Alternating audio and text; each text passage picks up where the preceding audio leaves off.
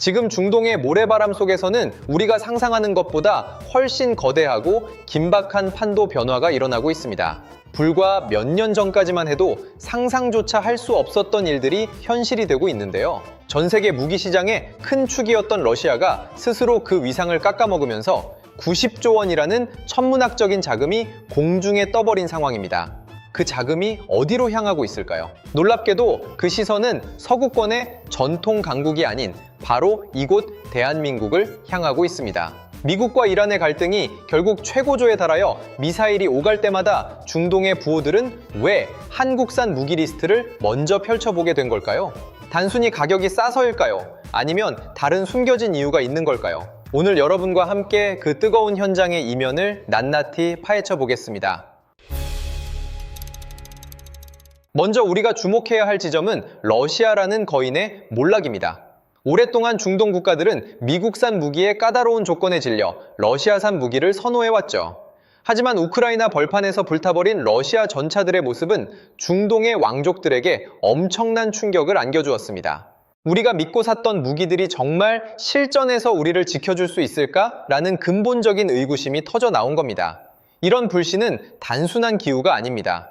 러시아산 무기의 고질적인 문제인 유지보수의 불확실성과 실전 데이터의 부재는 당장 내일 전쟁이 터져도 이상하지 않은 중동 국가들에게는 치명적인 약점이었거든요. 여기에 미국과 이란의 대리전 양상이 짙어지면서 이란의 위협을 머리 위에 이고 사는 사우디아라비아나 UAE 같은 국가들은 밤잠을 설치며 새로운 방패를 찾기 시작했습니다. 그렇다면 왜 미국은 이 기회를 잡지 못하는 걸까요? 사실 중동 국가들에게 미국은 너무나 피곤한 파트너입니다. 돈을 준다고 해도 너희 나라 인권 문제가 어떠니 이 무기를 어디에 쓸 거니 하며 사사건건 간섭하기 일쑤죠. 게다가 기술 전수는 꿈도 못 꾸고 고장이라도 나면 미국 엔지니어가 올 때까지 하염없이 기다려야 하는 구조입니다. 이런 상황에서 한국이 제시한 카드는 그야말로 혁명적이었습니다.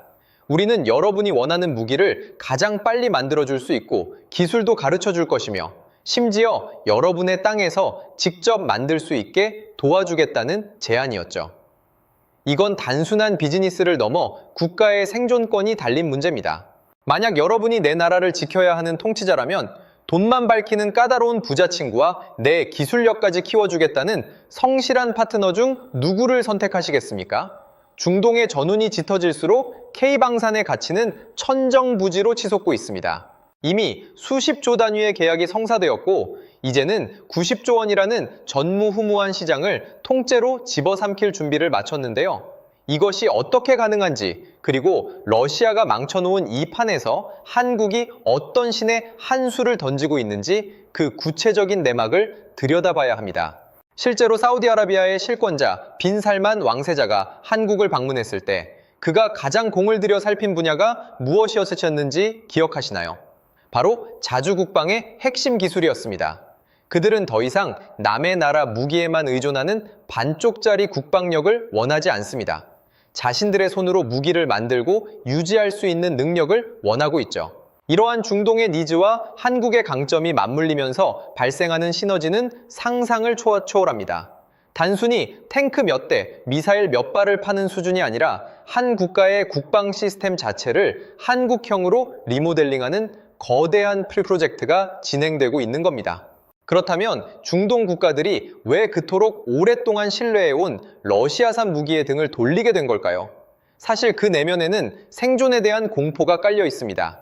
우크라이나 벌판에서 러시아의 자존심이라 불리던 T-72, T-80 전차들이 포탑이 날아가는 이른바 잭 인 더 박스 현상을 보이며 맥없이 파괴되는 장면은 전 세계에 생중계되었죠. 이걸 지켜본 중동의 군 관계자들은 등골이 오싹했을 겁니다. 자신들의 창고에 쌓여있는 수천 대의 러시아 무기가 사실상 거대한 고철 덩어리일지도 모른다는 의구심이 확신으로 변하는 순간이었으니까요.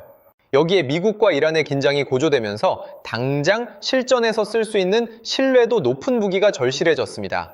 하지만 러시아는 지금 자기네 전쟁 치르느라 수출용 무기를 만들 여력조차 없죠. 이미 계약한 물량조차 미안한데 우리 급하니까 우리가 좀 쓸게라며 회수해가는 판국에 어느 나라가 러시아를 믿고 90조 원이라는 거금을 베팅하겠습니까? 이 거대한 공백이 생기자마자 중동의 오일머니는 갈 곳을 잃고 표류하기 시작했습니다. 미국은 이 기회를 놓치지 않으려 하지만 그들의 태도는 여전히 고압적입니다. F-35 전투기 한 대를 사려고 해도 이스라엘과의 군사적 균형을 맞춰야 한다는 둥, 예멘 내전에 사용하지 말라는 둥 온갖 제약 조건을 붙이죠. 게다가 한 번 고장나면 부품 수급에만 몇 달이 걸리는 구조는 사막의 뜨거운 열기 속에서 장비를 운용해야 하는 중동 국가들에게는 고역입니다. 상상해 보세요. 수천억 원짜리 전투기를 사놓고도 부품 하나가 없어서 경납고에만 모셔두어야 한다면 그게 무슨 소용이 있겠어요? 바로 이 지점에서 한국의 K방산이 게임 체인저로 등극합니다. 한국 무기의 가장 큰 특징은 무엇일까요? 바로 실전성과 성실함입니다. 우리나라는 여전히 휴전 상태이고 언제든 전쟁이 터질 수 있다는 전제하에 무기를 개발하고 운용합니다. 즉, 한국산 무기는 전시용이 아니라 당장 오늘 오후에 전쟁이 터져도 100% 성능을 발휘하도록 설계되어 있다는 뜻입니다. 중동의 모래먼지는 정밀기계에 치명적이지만 우리 K2 흑표 전차나 K-메인 자주포는 이미 혹독한 환경 테스트를 거쳐졌습니다. 영하 40도의 강추위부터 영상 50도의 폭염까지 견뎌내는 내구성은 기본이고 무엇보다 납기일 엄수라는 한국인 특유의 DNA가 중동 왕족들의 마음을 사로잡았습니다. 폴란드가 주문하자마자 몇 달 만에 항구에 무기를 내려놓는 한국의 실행력을 보며 중동 국가들은 입을 다물지 못했죠. 다른 나라는 5년 기다리라는데 한국은 내년에 가져다 준다는 소문이 퍼지자 90조 원의 시장 판도가 순식간에 뒤집히기 시작한 겁니다. 특히 사우디아라비아와 UAE가 열광하는 지점은 한국의 오픈소스 정책입니다. 미국이나 유럽 국가들은 자신들의 원천 기술을 철저히 숨깁니다. 무기를 팔긴 하지만 너희는 그냥 쓰기만 해 안은 들여다보지 마라는 식이죠. 하지만 한국은 다릅니다. 우리가 기술도 전수해주고 아예 너희 나라에 공장을 지어서 같이 생산하자고 먼저 제안합니다. 자국 산업 육성이 절실한 중동 국가들에게 이보다 더 달콤한 제안이 있을까요? 천궁 야야이 미사일 방어 체계가 UAE에 수출되었을 때의 충격을 기억하시나요?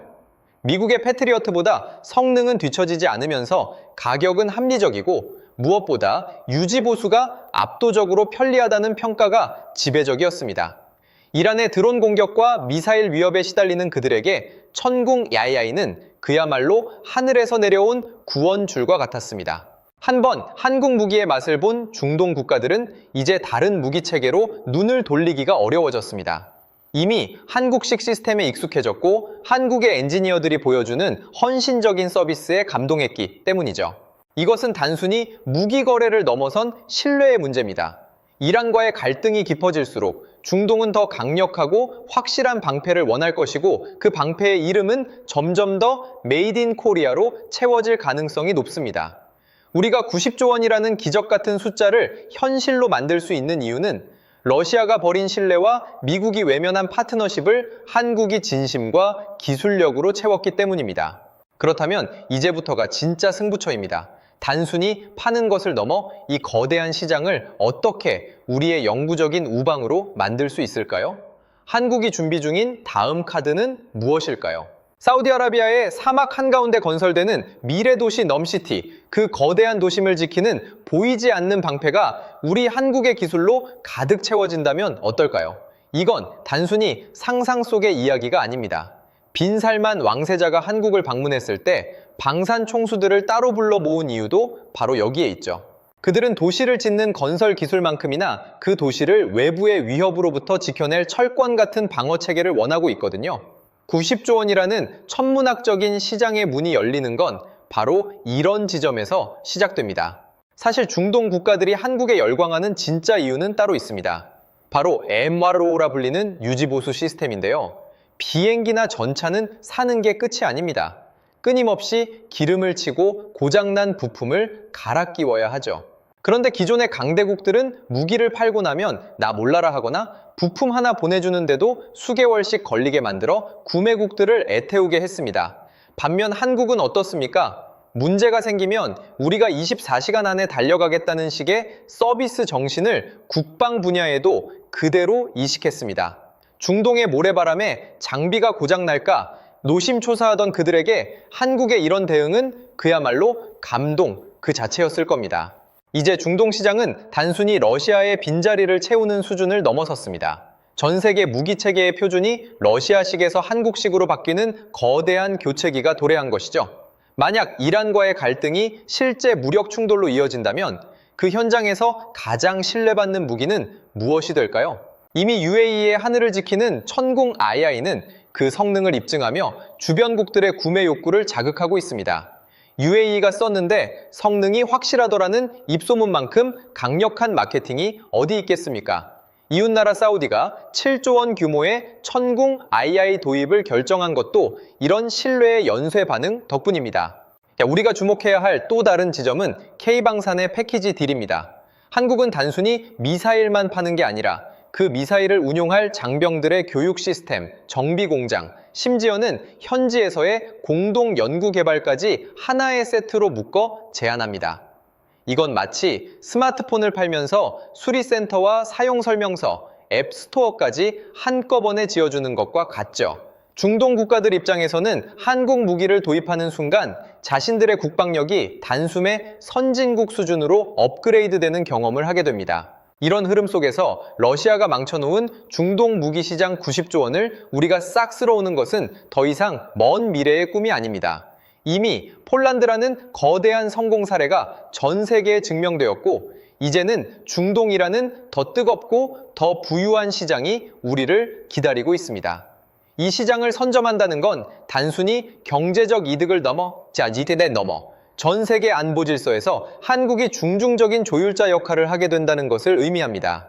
앞으로의 10년, 대한민국 방산의 미래 전망은 그 어느 때보다 밝습니다. 우리가 지금 목격하고 있는 이 거대한 변화는 일시적인 유행이 아니라 글로벌 군사 패러다임의 근본적인 이동이기 때문입니다.